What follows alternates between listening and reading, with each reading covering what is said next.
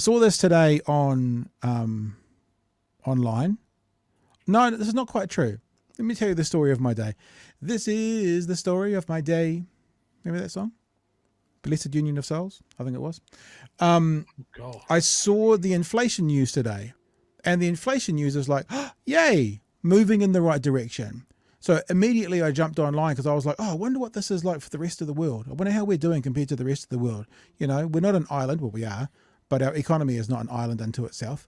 And it looked around and there were some countries doing better than us and there were some countries doing worse than us. I like to look at our trading partners in particular, our like-minded trading partners. Obviously, China is a trading partner, but they have inflation of 0% at the moment. And, you know, we're right in the middle of the pack. We're not the best and we're not the worst. And I thought, this is good news today. This is not a bad news story. So when I saw this on the internet, and I'll play the whole thing for you before we get into the utter bullshit that's in the middle of this, I kind of went, I've just looked at the numbers. This doesn't sound quite right. So this was released by National today. Just came out of a meeting to some new data that's out, and wow, New Zealand's inflation rate is at 6%. So at that point, I was like, I honestly thought, National's going to say, it's great, it's moving in the right direction, we could do better, but isn't that a good result? Like I honestly thought, especially with the wow, it's at 6%, isn't that great?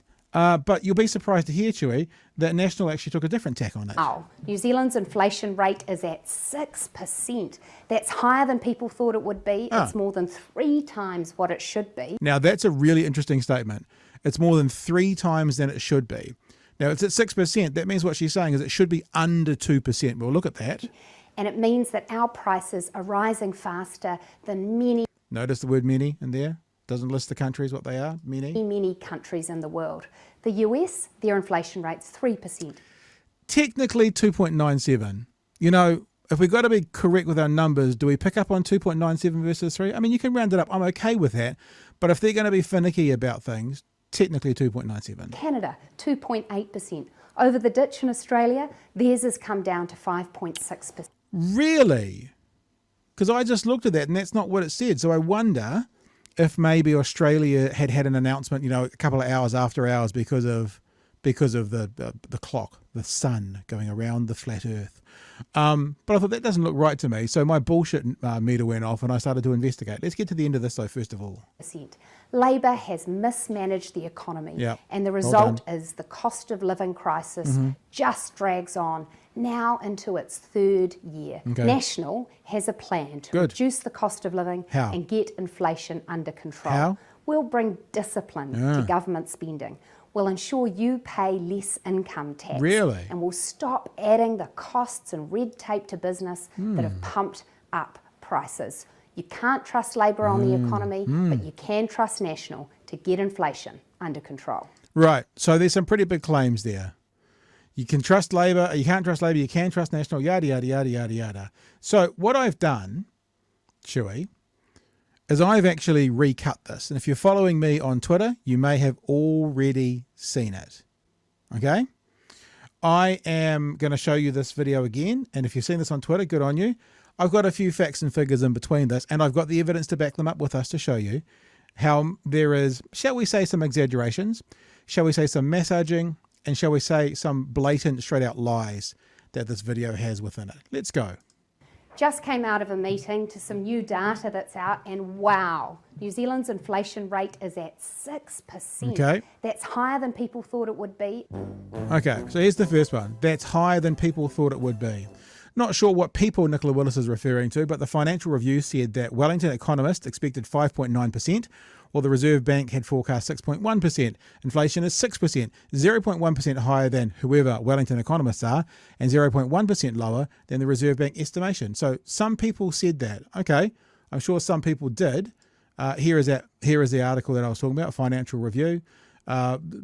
Wellington economists expected 5.9%. So that means, you know, so yeah, some people said it would be higher. Who were those people? Don't know, not cited.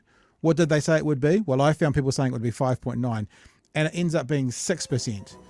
Is that really as bad as what National needs to paint? All right, let's keep going. it's more than 3 times what it should be. All right, it's more than 3 times what it should be. That would put inflation under 2%, like no Western country in the world right now. In fact, Nicola Willis is about to demonstrate that by listing some of our leading trading partners, who they are, and how they're also not under 2%. So here's inflation around the world right now. Yes, and there are some countries under 2%, but it stops about there. And the only countries you could even slightly compare to New Zealand are Spain at 1.9, Greece at 1.8, and maybe Switzerland at 1.7. Now, Switzerland's a bit of an anomaly out on its side. Maybe that Nazi gold is helping them out. But Greece and Spain, we all know about the global financial crisis, what that did to their economy. Don't know if they're comparisons. If you start to compare it to countries who you could compare us to, say, I don't know, for example, where is a country that you could compare us to? Because I'm still going past. I know that 2.8% or 2.9. There you go. There's the US at 2.97%. So they're not under 2%. And really, you got to go quite a long way. There's not really very much else before us when you're talking about like-minded, comparable countries until you get to us at 6%. Notice how we haven't come across Australia. Notice that we didn't come across Australia that she said was at 5.6%, because they're not at 5.6%. They're at 7%. There it is right there. Australia is at 7%. Straight out, bold-faced lie. And it means that our prices are rising faster than many, many countries in the world. I'd like to know which countries. The US, their inflation rate's 3%. Bit Canada, lower. 2.8%. I'm sure. Over the ditch in Australia, theirs has come down to 5.6%. Right. So let's have a look at this. Yeah, it's not true. Australia's inflation is 7%. Just showed you that. Right now, what Nicola Willis is talking about is the Consumer Price Index, which is at 5.6%. National is criticising the top line inflation in New Zealand by comparing it to the CPI in Australia. It's very deceptive. Now, I don't really understand a lot of that. So what I like to do is research by going to the internet and finding out what it is. Inflation versus Consumer Price Index, CPI, how they are different. The difference between the CPI and inflation is a source of confusion for many. Hi, it's me. At its easiest level, Consumer Price Index in the United States is used to calculate inflation. Thus, their similarities are better understood based on that relationship, even if the details of their differences are not. Looking at definitions, the Bureau of Labor Statistics in the US Department of Labor defined the CPI as a measure of the average change over time in the prices paid by urban consumers for a market basket of consumer goods and services. It defines inflation as the overall general upward price movement on goods and services in an economy. Now, what Nicola Willis is doing is she is giving us the CPI in Australia. That's 5.6% at the moment. She is not giving us inflation. Inflation is 7% in Australia at the moment. All right, we're going to be very clear on that. That is just a straight out, bold-faced lie, without question. Labor has mismanaged the economy, and the result is the cost of living crisis just drags on, now into its 3rd year. National has a plan to reduce the cost of living and get inflation under control. Okay, let's have a look at that. My question, of course, is how? Remember when Christopher Luxon acknowledged on Q&A that National's tax cuts would have caused the same inflationary pressures as their criticisms of how Labor has run the economy? And if you don't remember that, let's have a quick look at that. Most economists say that tax cuts are inflationary, right? You give people money, people want to spend the money. When they want to spend the money, it drives up demand. Voila, inflation. Why are your tax cuts different? Well, the point is that Grant Robertson's about to give himself $6 billion, the biggest increase in the budget in the history of New Zealand, right? And all of that's going to be inflationary. That's on top of the $128 billion that we've got. That's $52 billion more than we had in 2017. Your tax cuts come out of that $6 billion, so you're still spending the $6 billion? Correct. So why are yours not inflationary? Our tax cuts come out of that. They're about $1.7 billion. We think it would be a good idea to do these inflation-adjusted tax thresholds. So explain to me why it's not inflationary. Because essentially, it's no more inflationary than Grant Robertson's $6 billion. So it's the same. It's still inflationary. Exactly the same. I would argue ding. So it is the same. It is as inflationary as what they're criticising the then Labor government as what they were doing. Nearly finished, folks. Got to do the breakdown for you, don't we? We'll bring discipline to government spending. We'll ensure you pay less income tax. Less income tax. Oh, we had to look at this one then. You mean other than the Greens, whose tax plan gives you the average New Zealander back about $1,100 per year in PAYE compared to National's $800? Who's that party of lower taxes again? And if you're unclear on that, maybe we can show you a couple of fantastic economic orators here talking about that exact thing. We start the video when Chewy has just revealed that National will give you back $800 a year on your income tax. Total extra income under National, $799.50. $800. Let's look at the Greens. So $800 for 60 grand. 60,000. Are you studying or looking for work? No. We're still looking at that same National Labour one. Do you want to? Have you got a? Oh yeah. Okay. Share this tab as well. There we go. Yeah, children. No, we didn't. We didn't for them, so they know. Submit. You would say $23 extra per week, which equals about $1,100 a year. So again, the video talking about, we're going to do this and that, we're going to make taxes better under us. Disciplined spending will ensure you pay less income tax. That is, of course, less than, but not as low as the Greens, but less. The costs and red tape to business that have pumped up prices. You can't trust Labor on the economy, but you can trust National to get inflation under control. Well, there you go. So my little tweet said, no, I'm sold, National, no gaps at all in that party political broadcast day. So there you go, Chewy. I think I've laid it out. I think I've showed all the evidence. And now you have an opportunity to turn your mic on and have a crack, if you want to have a crack. Lies and damned lies. Like, there's not even dressing it up. There's not you can't even say that we're being unfair here. It is just lies. And it's like, oh yeah, we can give you all tax cuts because we're going to somehow make everything more efficient to the tune of billions of dollars. Yeah. Because we're not making cuts, we're not borrowing, and we're going to give you tax cuts. It's just insane. Like anyone in your life that believes that this is not going to be inflationary, that they aren't going to go into full austerity mode, borrow out the ass, and just give money to wealthy people. Yeah, or sell, borrow or sell. Full of shit. And you turn around and you go, if that is your button issue, if that is why you are voting National, then let me show you this Green Party calculator. Because if that's all you care about, here's the better answer. But yeah, for her to go, like right from the get-go, I've just stepped out of a meeting where I've heard this. Bullshit you have. You've been rehearsing this walk and talk all afternoon. So there you go. You're on the back foot already.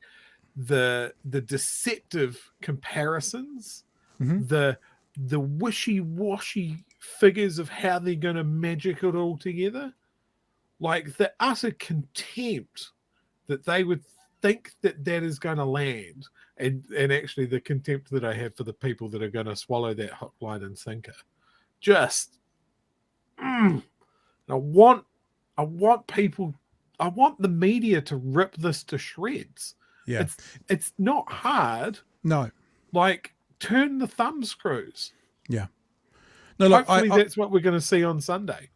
I agree. I agree that we need to look, and because here's the thing, this is the thing that frustrates me, and I said this earlier, but let me just spell it out now. This is not all sunbeam and roses, this inflation thing. It's really not. It's better than it could be, and maybe it even should be. But what are they called? Close Up, 7 Sharp, whatever. The Holmes show tonight actually talked a bit about this, and they talked to an economist, and even the economist said this is not all good news. National could have come out saying this. They could have been critical and accurate, but they choose in this instance to exaggerate and lie, and it really frustrates me. Have a listen. And Business Desk investment editor Francis Cook is here now. Great to see you again, Francis. How significant is this drop in the inflation rate in the current economic climate? So this is a really good sign. I think this is something that people can take a bit of heart in, because it has been really tough times for people. We've had the cost of living going up and up and up, and it's been all of these core costs that you really can't avoid. And then In order to try and bring that down, of course, they've been yanking up interest rates, but before that can ever work, you end up getting crunched at both ends. So the fact that we're now seeing it start to work, there's a little bit of light at the end of the tunnel, some of this crunch might start to come off soon. I was going to ask that. I mean, is the cost of living crisis over? Are we going to start seeing prices for, our groceries and things like that start coming down?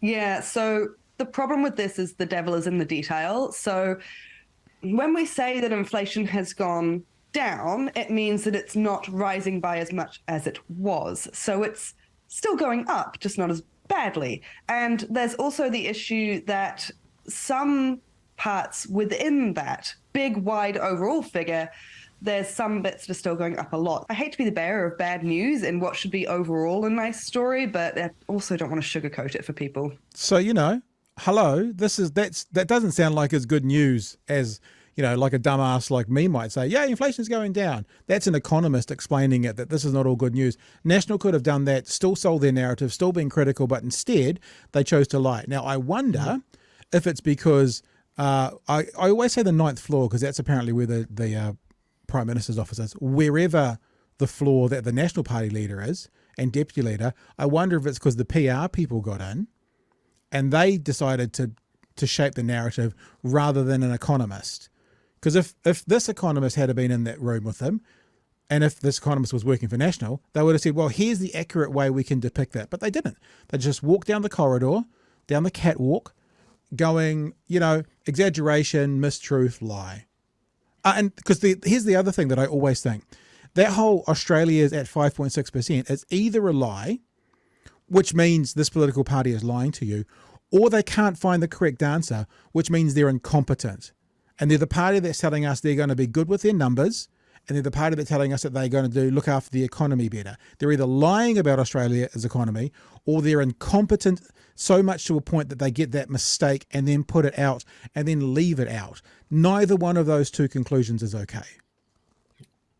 It's the other thing that really irritates me here, right, is the assumption that in the aftermath of the global disruption from COVID, and while there is an active war going on in a big chunk of the food production areas of Europe, that somehow, National are going to get our inflation under 2%. Now, I would drag Nicola Willis onto a show and go, okay, tell us how you're going to do that and by when. Yeah. Like, what factors... Explain to me how tax cuts are going to bring our inflation down under 2%. Go. Because that's what she's saying, right? And she'll go by making the government more efficient. How? Yeah, well... We're going to sack a whole lot of people. Well, when we had this conversation with the Millionaires for Humanity people, as they pointed out, social spending, i.e. benefits, family payments, retirement payments, right? So that area, social spending, health, and education are our three biggest places taxpayer money goes. So what are you cutting from that to get this money that you say you need? Because that's where you'll make your biggest savings. That's where the low-hanging fruit. Are you going to rip the ass out of the benefit system, social spending? Are you going to rip the ass out of education? Or are you going to rip the ass out of health? Because that's really your only opportunity. Yes, you could, like Chewy, if you had a family budget and you were spending like we did, $503 last month on power, but everything else was like $20 here and $20 there and $40 there and $50 here. The way that you could save a big chunk of money is to figure out how to get that big bill to a smaller bill, rather than knocking off $2 here and $1 there and $2 there. So the big bills that the New Zealand government has is social spending, health, and education. So that's where your savings need to come from. What are you going to do, National? Austerity. It's always austerity. If they're talking about efficiency gains, you get more efficiency by having less people working for the health department. It's... In all of these things, it's like we've seen over in Europe when they went through their financial crisis, you had a lot of European governments going full austerity mode, and it did not work.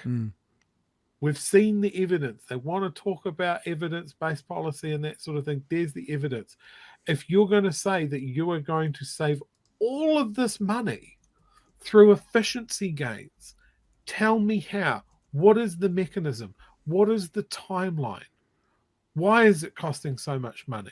And you'll just point at Labour and go, oh, well, it's because of their pet projects and that sort of thing. And just through the fact that we're national, we're going to be better at it than them. And you're just going to have to take us on faith. And hopefully we'll magic it all together in 3 years. Because what they're talking about here is just nonsense. When we were talking as well about, you remember we were talking about how can, was it Switzerland? I think it was Switzerland, Norway. These places have such low mortgage rates at the moment. And I got our guest on and they explained to us that, because inflation's really low and there's a comparable thing. So I was just sitting here, and I didn't do this when I organised it, I should have, but I'll do it now. I was just sitting here thinking, why are Greece and Spain's inflation so low? Do you remember, Chewy, what we got told 18 months ago? One of the things that needed to happen in this country about employment for inflation to come down. I won't ask you that question. I'm sorry, I don't mean to set you up the question, but that was more unemployed people. So at the moment, the unemployment rate, the unemployment rate in Greece is 14.8%. The unemployment in Spain is 12.7%. So yeah, they have got lower inflation. Shit. And one of them's got 1 in 7 people unemployed. The other one's got 1 in 8 people unemployed. In New Zealand, it's what, about 4% at the moment. So we have higher inflation. So in other words, if we're going to compare it to them, right, then we also got to go apples with apples. We need to knock off another 8% of unemployed people. Jesus, I think you've cracked it there. Yeah, of course. That's the question. Okay, if you're going to have our inflation under 2%, what's our unemployment rate? Because that's the blunt force instrument to drop it. There you go. Spain unemployment rate is 12.7%.